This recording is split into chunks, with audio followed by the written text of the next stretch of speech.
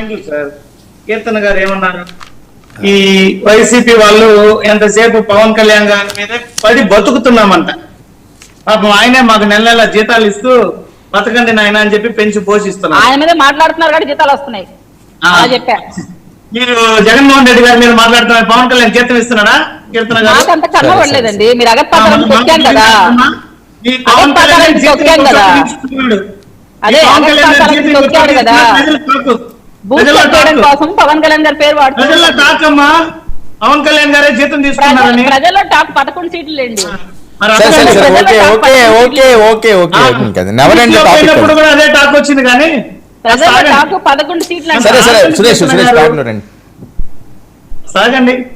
ఇప్పుడు పవన్ కళ్యాణ్ గారు ఆయన మీద ఎందుకు ప్రశ్నిస్తున్నారు అంటే, పవన్ కళ్యాణ్ గారు ఈ రోజు కూటమి ప్రభుత్వం అధికారంలోకి వస్తే ప్రతి హామీకి బాధ్యత నేను అన్నాడు.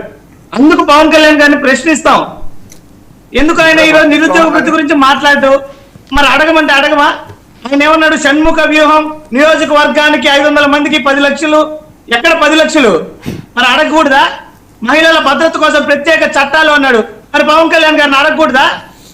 మరి ఆయన ఇచ్చినటువంటి హామీలు ఆయన అడగకూడదంటే నియంత పాలన, ఏం రాచరికమా? ఏం పవన్ కళ్యాణ్ గారు ఏమన్నా రాజా? మీరే అన్నారండి మేము పట్టించుకోవట్లేదని. మీరు అన్నారు పట్టించుకోవట్లేదు, నేను అనలేదు. పట్టించుకోమంటున్నాను, అడగమంటున్నా. 10 లక్షలు ఎక్కడ? కీర్తన గారు షణ్ముఖ వ్యూహం ఎక్కడ? అదే మీరు అడగండి, ప్రశ్నించండి.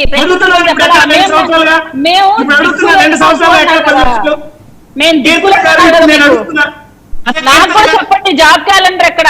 మద్యపాన నిషేధం